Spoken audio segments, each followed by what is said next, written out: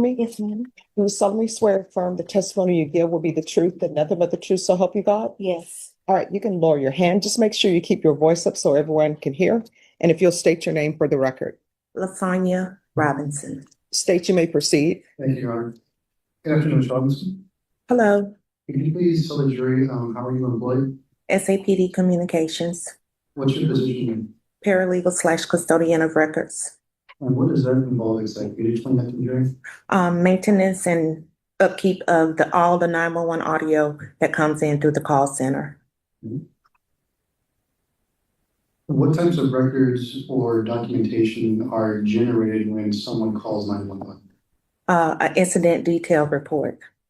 Can you please explain to the jury what that is? That is the document that is generated once that 911 call is picked up by the call taker, and that's where she inputs all of her information, and that's where the dispatcher gets the information and relays it to the police officer. I'd like to direct your attention to this case. Are you familiar with SAP numbers 2024 0615636?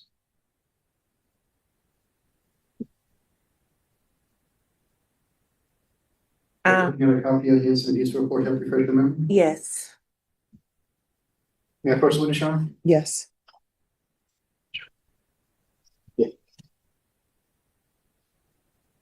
One five. 1-5. This is the May 4th. Ms. Robinson, I'm handing you it in pre-marked as State Exhibit 15 for identification purposes. If you could please review that. Don't read from it directly, but then look back up after you have reviewed it. Okay.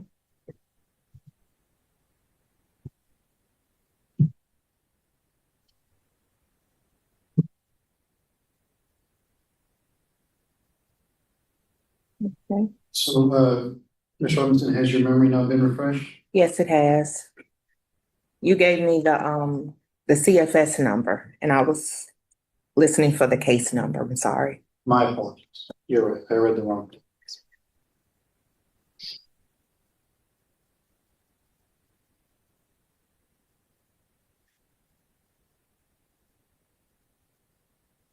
Okay.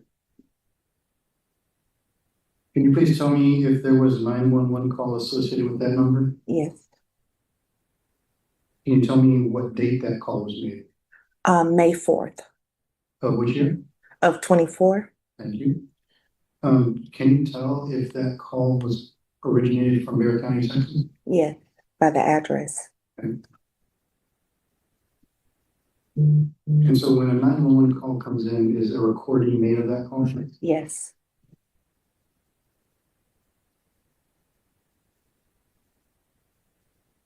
That person is genuine? Yes. I'm handing you, Ms. Robinson, what has been pre-marked as State Exhibit 13. Do you recognize this? I do. How do you recognize it? I listened to it. And what is it? It is a copy of the 911 call. Is it a fair and accurate representation of 911 call made on May 4th, 2024? Yes. To your knowledge, has that call been altered in any way? No. I'm going to tender to defense for any objection. Judge, when we approach you. Yes. Ms. Robinson, you testified earlier that you had previously listened to this 911 call, correct? Yes. To your knowledge, does it only contain the English language on it? No. It also has an interpreter from the language line solution. Okay. Could you please explain to the jury what happens when a Spanish-speaking person calls into 911? One of two things. If there's a Spanish speaker, 911 call taker, they'll transfer to them. If not available, they'll call this organization called Language Line Solutions, and an interpreter comes on, introduce themselves, give a ID number, and interprets that call, interprets what the caller is saying to the call taker. So essentially, on the second one that you talked about, someone else has to come and join the call. Is that correct? Yes. Okay. To your knowledge, after listening to the call, was that done? Yes. Okay. And you had listened to it previously. Do you know, was the call able to be completed? It was. At any point was the call cut off? At some, I believe, I listened to quite a few calls, and I know some of the calls had been cut off and they tried to call back and they were unable or unsuccessful to reach the original caller. With this particular call, if I'm not mistaken, I believe it was completed.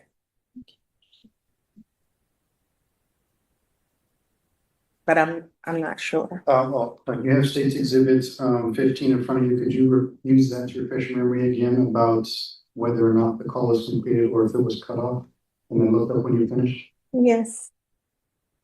Okay, so can you now tell the jury if the call was completed or if it was cut off? It wasn't, it must have been cut off or because it don't appear to have been completed because there was a call back to her.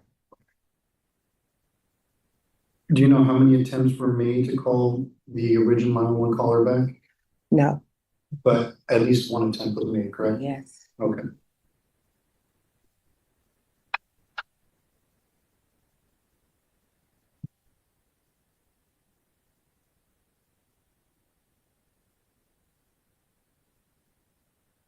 At this time, state will offer into evidence States Exhibit 13. Your Honor.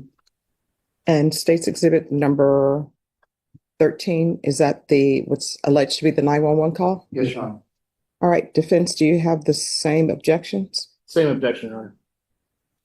All right, ladies and gentlemen, if you can step outside for just 5 minutes. All right, the jury.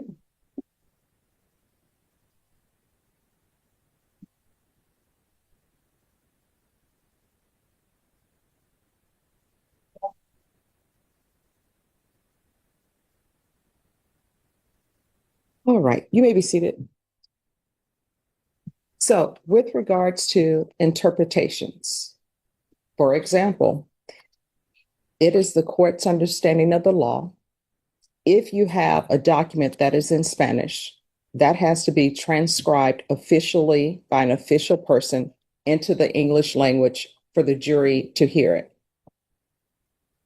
This State's Exhibit number 13, Yes, Your Honor. the court has received nothing and the jury has not received anything that states that Language Solutions, and I know what Language Solutions is, however, there is no one in here to say, and no witness to say, that this Language Solutions was a certified interpretation of what's on State's Exhibit number 13.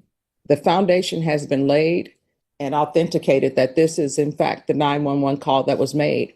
But the contents of it, as far as the Spanish translation, that hasn't been laid. I understand, Judge. May I respond briefly? Yes.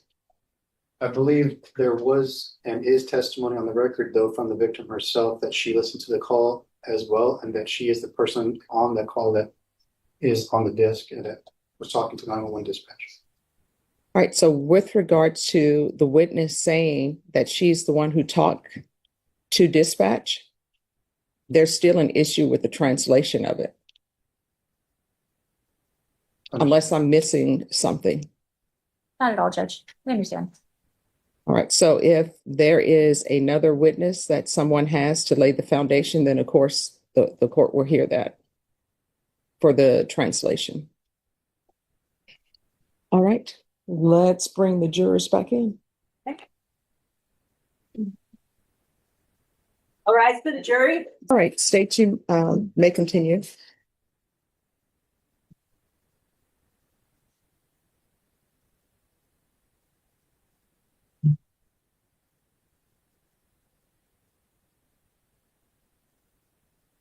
Ms. Robinson, do you know if any additional calls were made associated with this case? Yes. Do you know when those calls were made?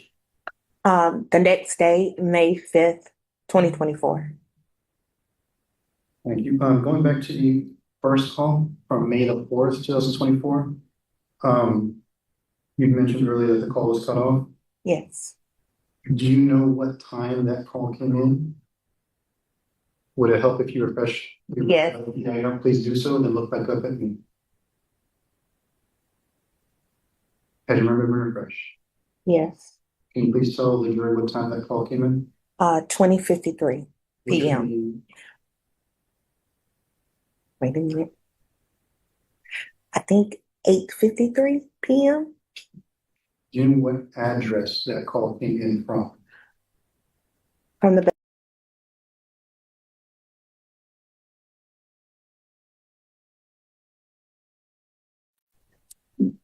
If you need to refresh your memory, please look at the IDR and look back up at me. 5755 Evers. Could we elaborate further on exactly, again, what happens when someone of the non-English speaking language calls in to a 911 call? In this case, Spanish speaking. Once the interpreter gets on the line, can you please describe to the jury how things work at that point? Once the interpreter gets on the line, the call taker asks the questions, and then the interpreter relays those questions to the caller. The caller answers the interpreter. The interpreter relays those answers to the call taker. Okay. And is that the customary practice? Yes. So that happens in every 911 call that comes in when the caller is Spanish speaking or any other language other than English language, is that correct? Yes, that's if there's no one on the floor who can speak that language. Ms. Robinson, going back to the original call made on May 4th, 2024, do you know if officers were dispatched to the location that the call was made?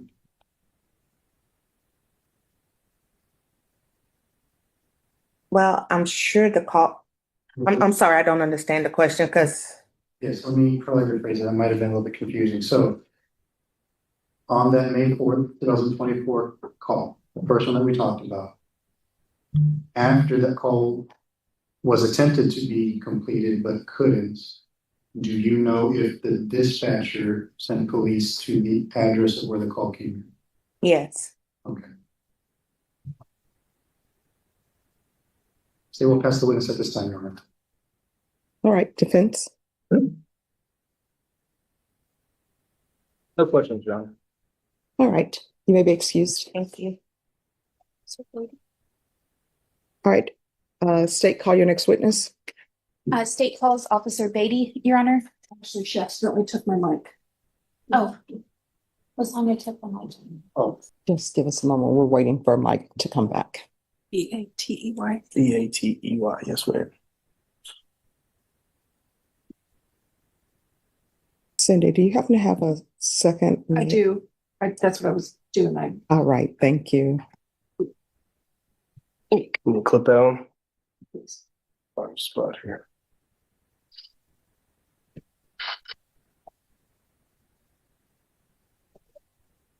All right, can you raise your right hand for me, please? Do you solemnly swear or affirm the testimony you give will be the truth and nothing but the truth, so help you God? I swear. All right, you can lower your hand if you'll state your name for the record, and please keep your voice up so that everyone can hear. Hi, my name is Officer Matthew Beatty. We're at San Antonio Police Department on the Peru B shift. All right, state, you may proceed. Good afternoon, Officer Beatty. You said you work with SAPD, Yes, ma'am. and I believe you said B shift. What does that mean? The B shift is the evening shift. I work from 1:30 p.m. to 9:30 p.m. All right, and is that your current duty? Yes, ma'am. How long have you been with SAPD? SAPD, I started the academy in January 2023. And this September will be my 2-year mark post-graduation. And how long is the academy? Academy's about 9.5 months. And what do you learn there? Say that again, ma'am. What do you learn there? To summarize how to be a police officer, we learn penal code, arrest, search, and seizure, and everything that we need to enforce criminal law. And you said that lasts about 9 months, so September 2023 is when you would have graduated-ish? Correct. Yeah, September 2023. All right. And then after you graduate, do you immediately become like a full-fledged police officer? Is there any probation period? No, ma'am. So yeah, to become a San Antonio police officer, it's from the time you apply, it's about 6 months until you probably make an academy date, 9 months in the academy, and then it's about 3 months of ride-alongs with an FTO And then after those 3 months, you're on a evals for 2 weeks. Okay. And after those evals, then you're on probation for a full year For a full year. Okay. after the rides and evals. So what is an FTO? That's a field training officer. What do they do? That's someone that rides in the vehicle with you, someone that has gone to FTO school and has the approval of their supervisors that they are a competent officer that is able to teach new officers how to do our job. And B shift, is that part of patrol? Yes, ma'am. As a patrol officer, what is your job? To answer calls for service. Would that be going out on calls where people have called into 911? Yes, ma'am. So essentially, if somebody calls into 911 and officers are dispatched, would you then be one of the officers dispatched? Correct. Okay. What district were you working? On this one, I believe I was 7140. I think I was 141. At the time of this, I was on the T shift. I was not B shift at the time. Understood. And we're saying at the time of this, around what date was this call? It was May 2024. And what does T shift mean? T shift is some people call it the swing shift. It's the 10-hour, one of the 4 patrol shifts, but it's the 10-hour shift that runs from 5 p.m. to 3 a.m. It's kind of our busiest portion of the evening where you have the highest call load for the city. So it's an extra shift of officers to help out. So it's a very busy shift? I would say so, yes.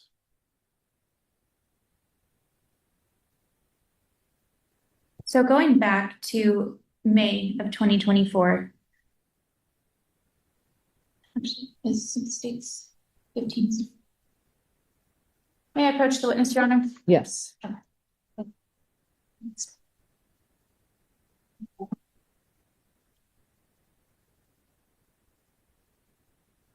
Daniel, it's been marked as States Exhibit 15. Do you recognize what this is?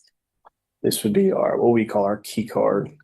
Okay. What we get from dispatch that has all the details of where we're going, what we're doing. Understood. You can use it to refresh your memory, just don't read directly from it. Okay.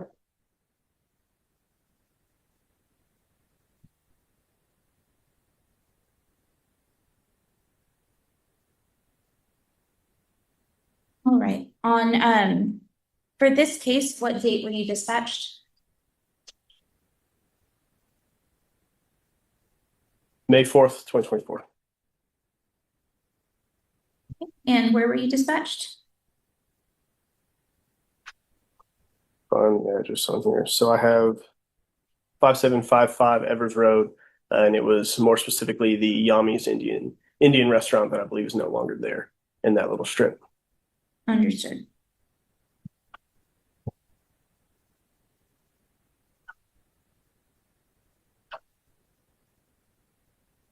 Your Honor, may I approach again? Yes. Thank you, Judge. Showing you what's been marked as States Exhibit 16. Do you recognize that, what's in the photo? No, I think I see the Yami's right there. Okay. And does this photo accurately reflect the scene as you responded around that time? It does. Okay. At this time, state would offer States Exhibit 16 into evidence pending any objection.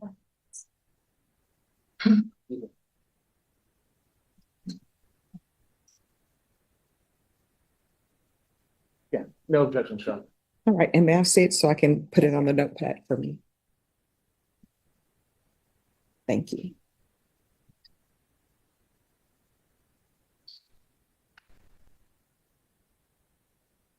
All right, States Exhibit number 16 is admitted without objection.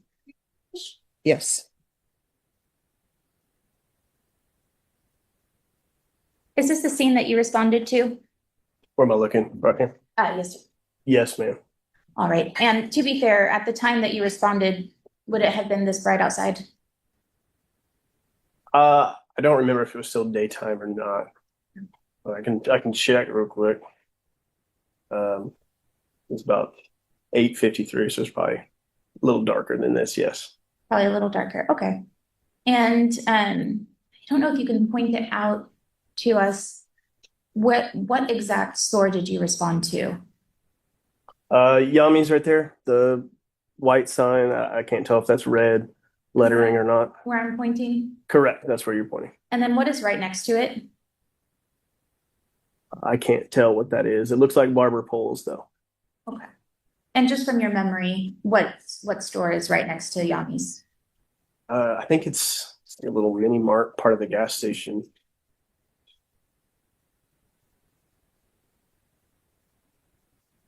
Okay. And then this is the India store? Correct. And then I think there's a smoke shop on the far right end. Gotcha. So when you responded to this scene, do you recall what you were dispatched for? It was an assault in progress as it showed up on my screen. Okay. And were you given many other details? No, it just said that someone had been hit and that the male was still there. Okay. When you arrived, where did you go first? When I arrived, I parked in the parking lot and then walked around to see if there was anyone standing around there. A lot of times when we show up, people flag us down, but shortly after I didn't see anyone, I walked into the Indian restaurant there, Yami's, or approached it, and I spoke to an employee, the owner, I'm not sure who it was, and asked if there was anyone inside, and he said it was there was nothing going on in there. Okay. And when you got to the scene, were you alone? No, I was with Officer Mata. Okay. And when you got to the scene, I believe you said you looked around and you didn't see anything amiss. No, I didn't see any signs of anyone in distress. There was no screaming, yelling, anything like that. Okay. When you went into the store, and after you spoke with the owner, what did you do? We just continued to look around for a period of time before we left. Do you know about how long you were there? I don't remember how long that was. Do you recall if it was hours or a shorter time? A shorter period of time. I would say under 10 minutes. Okay.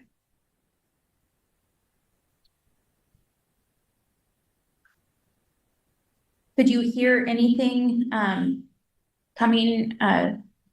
I'm sorry, let me rephrase that question. Can you hear anything when you got there? Did you hear anything at the scene? Nothing that would alarm me that something was occurring there.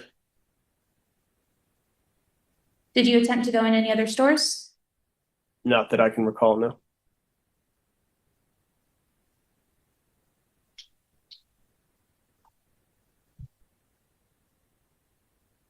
So you looked around the parking lot and went into Yami's. Is that fair to say? Yes, ma'am.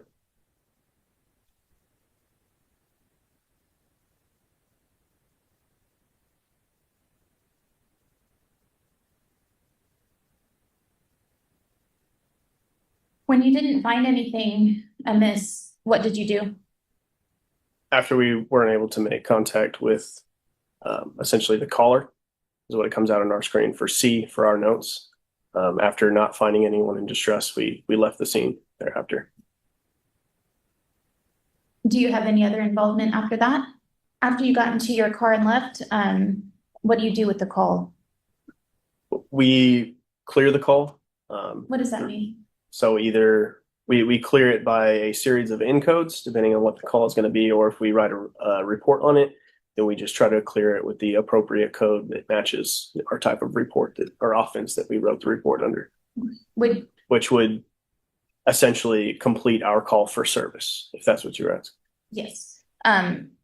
What code did you write for this call? I can check.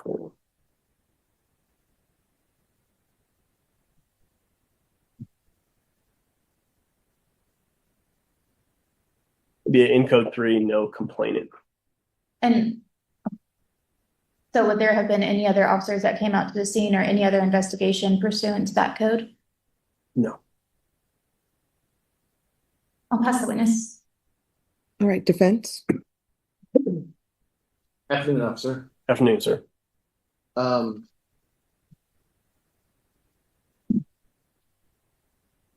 When you pulled up to, to the center.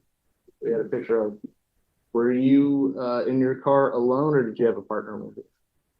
I believe I was alone that day. And you said you showed up with an Officer Mata. Officer Mata, he was in his own vehicle. Okay, he's in his own vehicle too. And I just want to make sure I heard you right. You said you looked around for about 10 minutes. Did I catch that? It was sub 10 minutes, Okay. under 10. I don't know if it was 5 minutes, 10 minutes, but it wasn't very long. But you got out of your vehicle? We got out of our vehicle. Yes, sir. Okay. You didn't happen to see anyone walking in the parking lot, did you? I don't remember if I spoke with anyone in the parking lot, sir. Though the ones that caught my attention were obviously because of our call notes, the Yami's Indian restaurant. And that's what drew my attention towards that. So I walked that direction. Okay. But if you had have seen something suspicious, you would have acted on that, would you? Absolutely, sir. Yes. I'll pass the witness, John. All right, any further questions?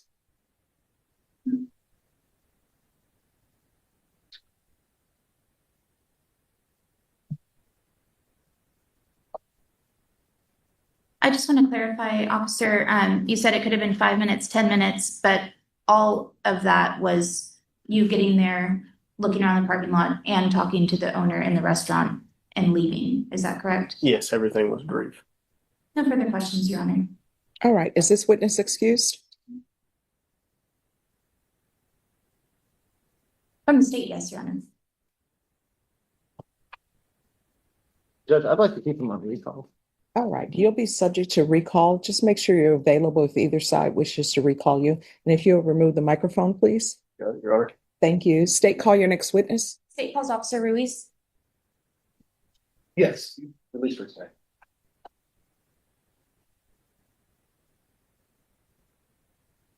What's paperback?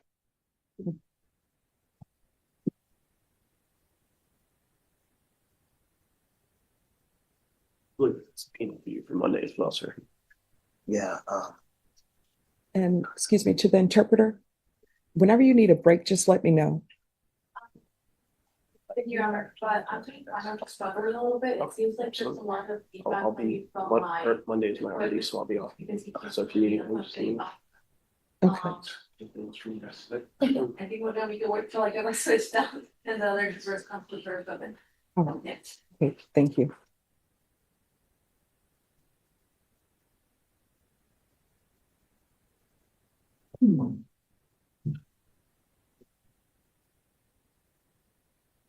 Hello. If you take a seat here, please.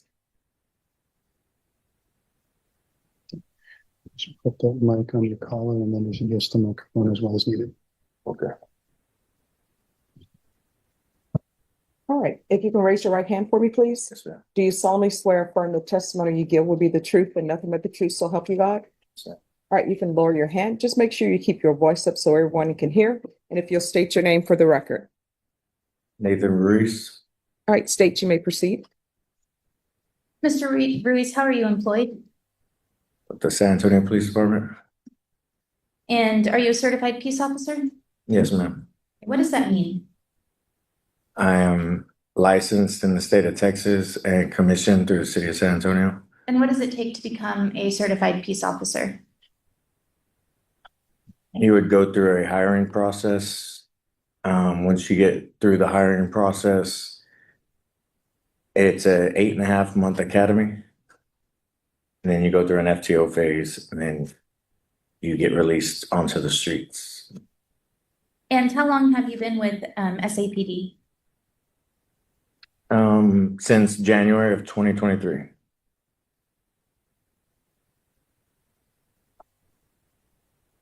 And is that after you graduated the academy? I graduated the academy in November of 2023. Okay. So that was when I started the academy, I understand. January. And then my understanding is you go through a FTO period, like you said. How long is that? For 3 months, yes, ma'am. Mine was 2 months because I was prior law enforcement. Understood.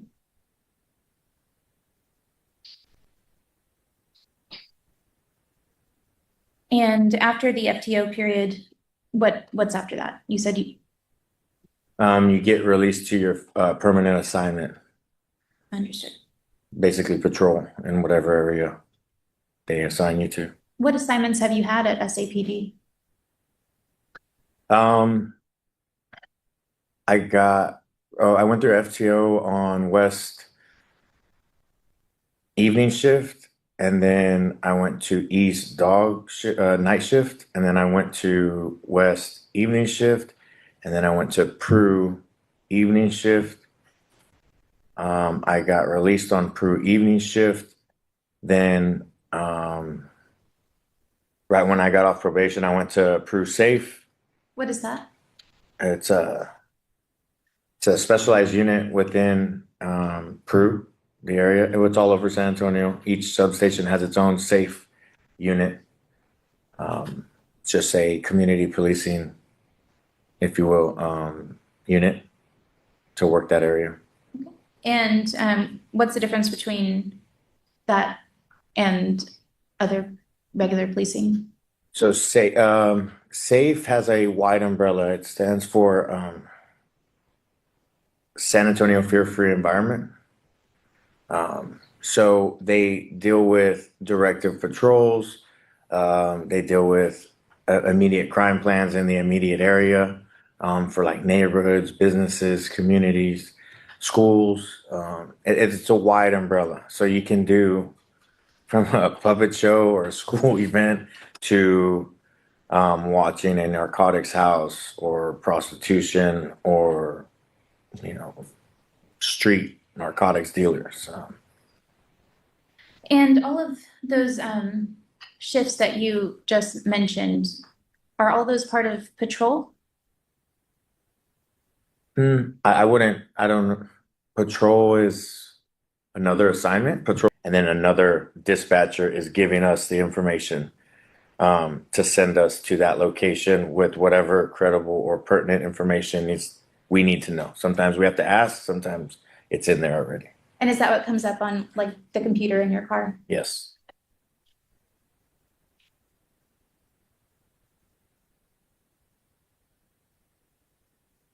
Now, in May of 2024,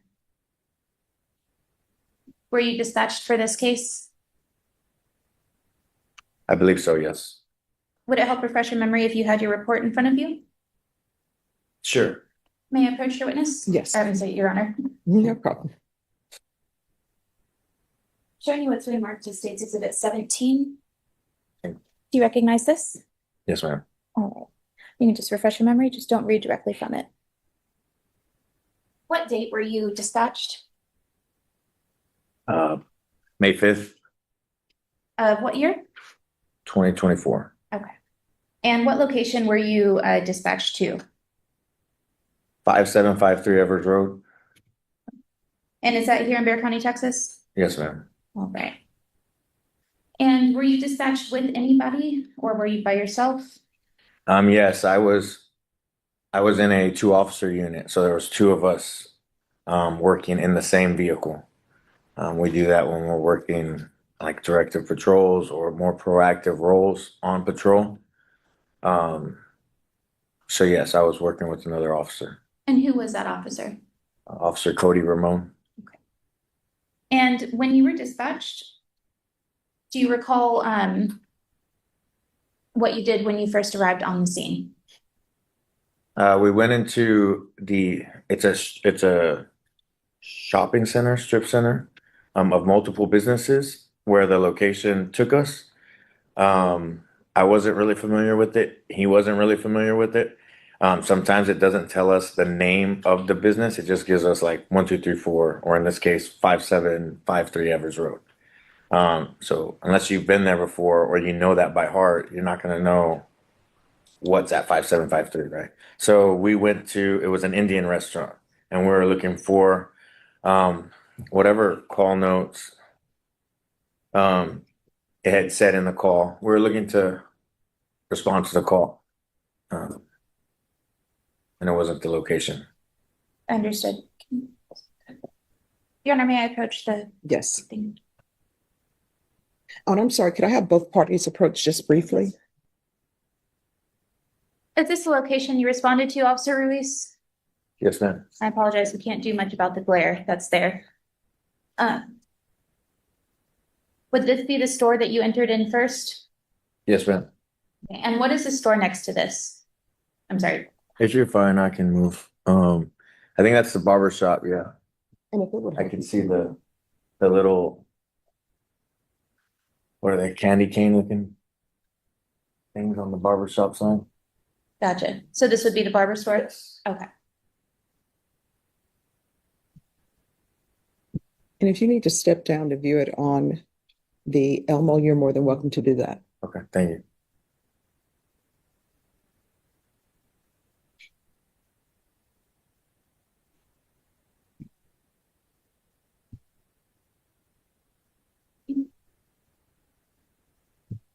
Officer Ruiz, I'm showing you what's marked as State's Exhibit 18.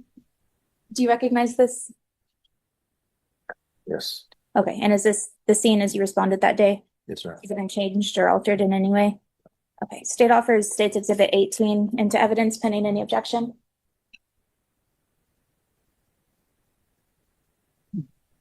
No. No objection, Sean. All right, State's Exhibit number 18 is admitted without objection.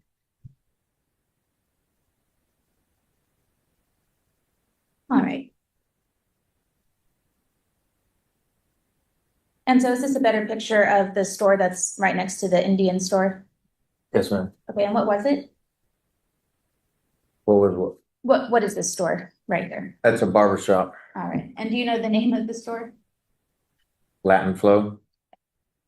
And who do we see pictured in this on that bench? The female with the red hair is the complainant and her son. Okay, and is that who you spoke to after coming out of the Indian store? Yes. When you approached her, were you able to speak with her freely? No, there was a language barrier. I mean, I could speak with her, but there was a language barrier. And what do you mean by that? She spoke Spanish, and I'm not fluent in Spanish. Understand. I can ask like basic questions like what's your name or something like that. Gotcha. And when that happens, what next steps do you take? We usually will ask for a translator, an officer who can speak Spanish. Did you do that in this case? Yes. Did an officer respond? 2 officers, yes. Who were those officers that responded? Officer Marchand and Officer Vaitia. And when you have officers who are translating for you, can you just walk us through how that process would work? So usually, depending on the scenario, if it's just like IDing somebody, they won't stick around. If I need them to ask, like if it was like a DWI, they're gonna ask certain questions, but I'm still gonna write and do most of the case. They're gonna ask the pertinent questions towards the DWI in that case. In something like this, I think me and my partner could see that this was a family violence call. And there was going to be questions that needed to be answered in detail based on the significance of the crime. And we didn't want to confuse her or anybody else or ourselves or put anything wrong. So we requested for a Spanish-speaking officer so we can get accurate information. Plus, there's forms coming up that we need to fill out. Having CSI come out, take pictures. There's other work that needed to be done that we could have done, that we did do, while officers who spoke Spanish could get the details of the situation. Understood. So when you are trying to complete the investigation, are you asking those officers questions that you want to ask the complainant? Sometimes you can. Sometimes those officers know what to say or ask also. And if they're getting the information, then we don't push it. And in this case specifically, when was what the complainant was saying having to be translated through either Officer Marchand or Officer Beitia to you? Yes, but at a different moment, because I believe we let them kind of conduct their investigation on the family violence side, like portion of it. At that time, we were gonna get information to go look for the other party involved. Because there was an assault and the level of the offense, we were going to try to detain that person and get information from that person. So we left. Where did you go? Well, we were waiting because while he's asking these questions, or they're asking questions on what happened, we also were trying to get information from them, like what does he drive, where does he live, what does he look like, do you have any pictures of him, do you have pictures of his cars, stuff, so we can find him. And at some point in your investigation, did you leave this location? Yes, once I recognized through the translators, through the other officers, that one of the scenes of the assaults took place at the barber shop and that they worked together, I knew we needed to get away from there because information was coming to me slowly. I didn't know where he was around or if he was around. And I didn't want him, what if he's across the street? What if he's next door? I didn't know.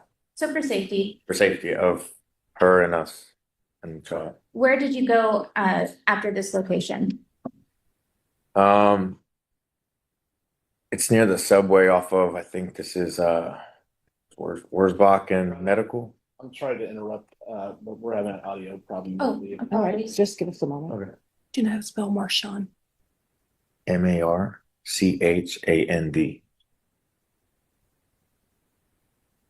And Officer Lathia? Veytia. Veytia. Yes, ma'am.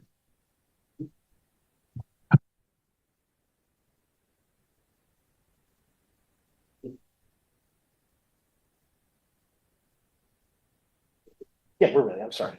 Good. All right, is everything working now? All right, we shall see. All right, you may proceed. State, ask your question, please.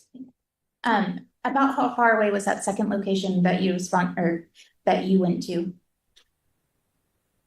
Not it wasn't far. It was in the same district. I don't know the distance. 2 miles, 3 miles. Oh, okay. Was it a long drive or a short drive?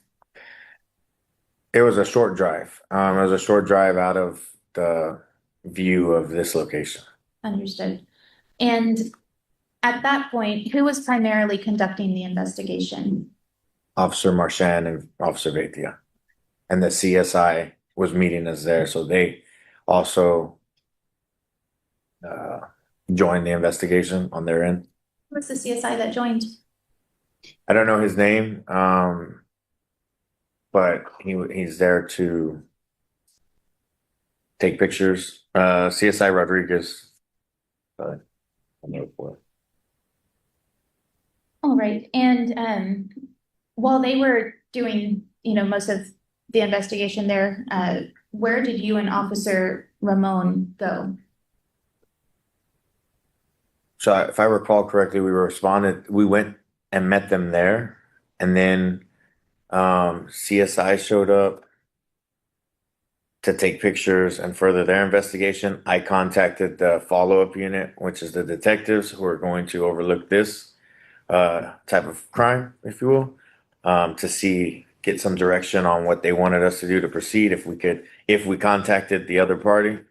Also, we were waiting for information because it wasn't as easy as me asking a question and getting an answer. I was waiting to see if the officers had that information yet from her, while also CSI is asking their questions to her. But once we got his location or residence, I think it was off of Horizon Hill, we went to his. To that area. Is that area in Bear County? Yes.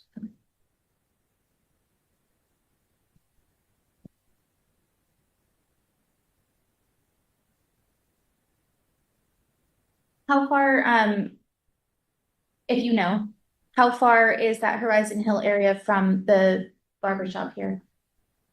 It's within driving, it's not far. So I work through both of these or all three locations that we visited, or four, I guess, locations in this scenario or in this call. We're all in Peru. So all within our call service area.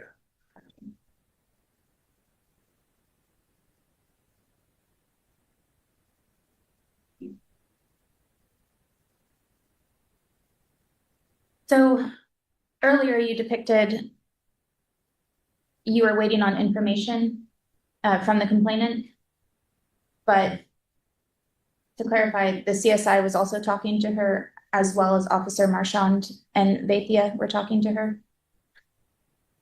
Yes, in different moments. So part of our investigation as officers, we're going to ask questions, and once the offense meets certain criteria, we're going to start, I guess, checking off boxes on things to do. For example, if we're going to get them like a victim's rights card or a domestic violence brochure, if we're going to have them fill out a threat assessment form, like a TA form, or just different things that we need to, by policy, have to fill out or have to at least attempt to fill out, because it is the complainant's right to refuse. So we have to do that along with CSI, I'm sure has his own stuff that he has to do per his policy. I don't know what that is, but I would assume he does. In this case, you mentioned a 2089. How many 2089 forms are there? I believe one. I'm sorry, One. one? And what is that form? It's like it's a form based off the family violence incident that occurred, indicating like the basic information of the victim, the suspect, the injuries, where it took place, has it happened before, um, different questions that pertain and might get more information, that could be lost in translation or lost in the moment that we can ask if, in case the officer missed, or somebody can ask on paper, and that gets sent off to the specialized unit. On that 2089, is there an area for the complainant to write down what happened in their own words? Yes, the narrative. And in this case, was a 2089 completed? Yes. And what happens to, actually, I'll withdraw that question. Okay, so after you, at some point, did you return back to the secondary location where the investigation was being conducted? I believe on our way back from checking the Horizon Hill address, we had officers, since they were done, meet us at her residence, which was a separate, an apartment, a different apartment, to make sure that was safe and that somebody wasn't inside. So we had to go clear that, and then we released her at her apartment with her son. And then after that, what involvement did you have? None. When you arrived at the scene, I'm sorry, how many officers were there at the scene while y'all were investigating? In total, Yes, sir. 4. Four? And then when the CSI got there afterwards? Yeah, he got to the second location. I think he was by himself. Were any of the officers that arrived female? I don't recall a female.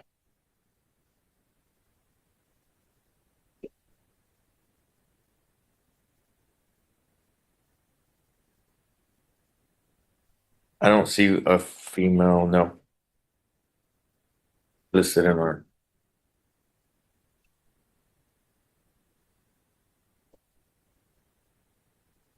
Do you get called out to a lot of family violence calls? I would say so. And in your training and experience, are female complainants generally comfortable talking about what happened with male officers? Sometimes no.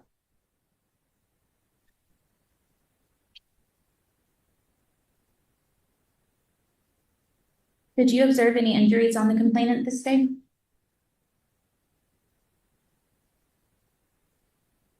Yes.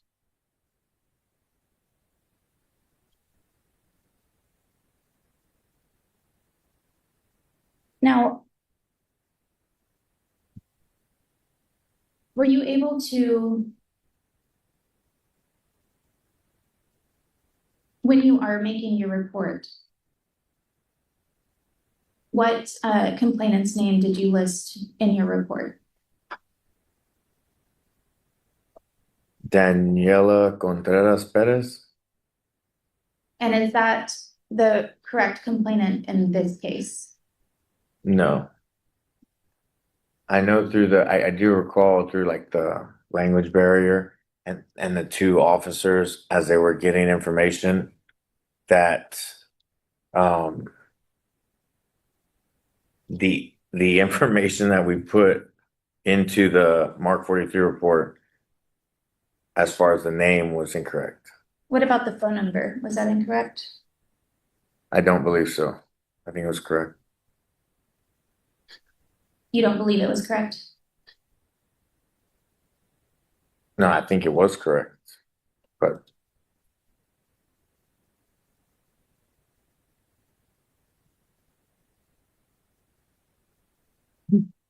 that. Oh, right here. No, so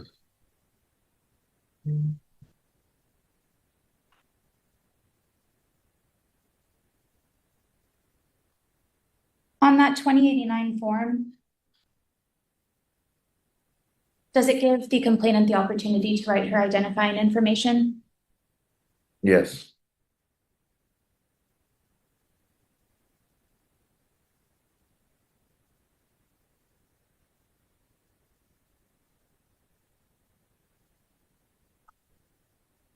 I don't see a phone number for the complaint on the Mark 43 report. So there was no phone number listed for her. No.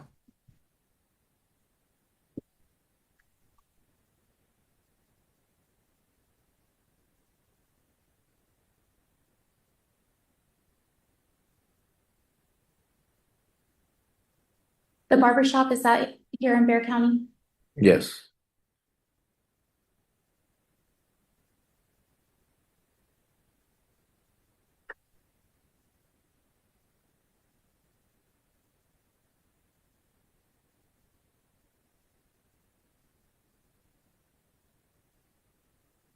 I know I can't remember if she gave her phone number, but I know I think she didn't have a phone.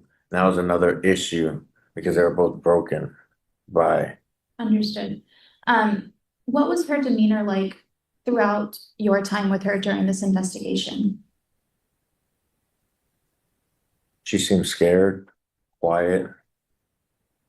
Um, Again, I was kind of observing because I couldn't speak Spanish fluently, so other officers were asking those questions, and we left. Um, but she seemed scared and quiet, I would say.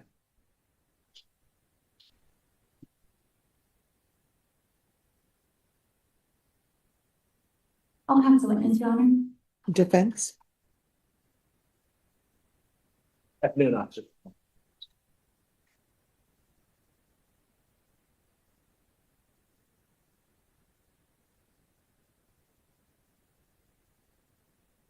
When I want to make sure I get my timing right here on how things happen. Forgive me. Was your testimony you showed up first and then the other officers showed up, the ones that spoke Spanish? Is that correct? Yes.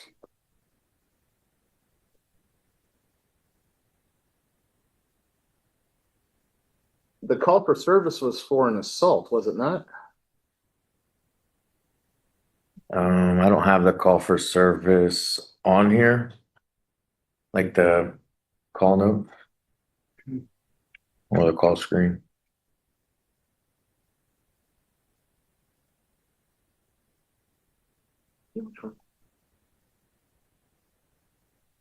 May I approach the witness, Sheriff? Yes.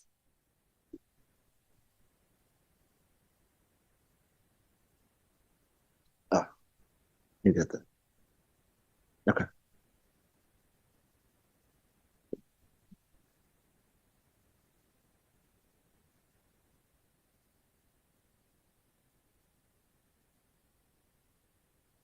Suffice it to say, you were there to investigate an assault. Is that correct? Say the first part again. You were at the location to investigate an assault. I believe so. Your knowledge was anything mentioned about a sexual assault? Not to my recollection, no. Anything mentioned about a kidnapping? Are you asking in like the questioning of her or in the Yes. call note? In the questioning of her. No, I didn't sorry. question her. Okay.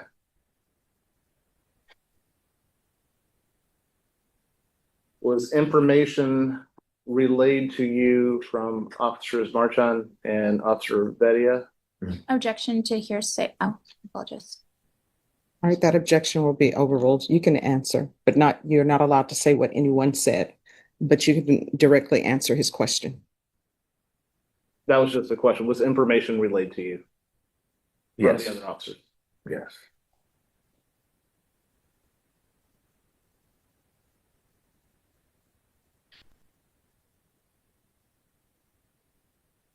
I'll pass the witness, Your Honor. All right, state. Just briefly, Your Honor. Who would you say out of Marchand and Vathia mostly was asking the questions? From what I remember, it was Officer Marchand. And is Officer Marchand still with the department? No. And one more questions. Is a blade capable of causing death or serious bodily injury? Blade, like a A razor blade or? razor blade? Yes, sir. Yes. What about scissors? Are those capable of causing death or serious bodily injury? Yes.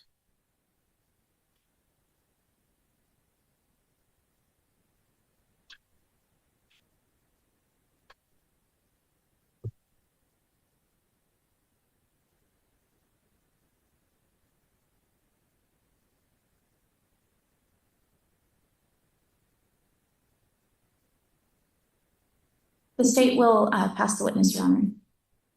All right, defense. No questions, Your Honor. All right, is this witness excused? From the state, Your Honor, yes. Defense as well, Judge. All right, you may step down. I'll leave the microphone behind if you would, please. All right, state, call your next witness. State calls Officer Rodriguez. Yes, thank you. I'll just leave it with the court reporter.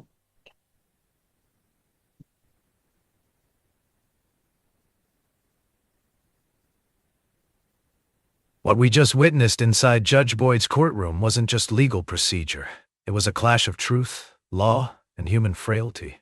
A 911 call, cut short mistranslations, casting doubt, and officers whose every move is now under a magnifying glass. Judge Boyd reminded everyone that justice is built on precision, the rules of evidence, the reliability of testimony, the very words spoken under oath. But here's the haunting part. Justice isn't just about laws, it's about people.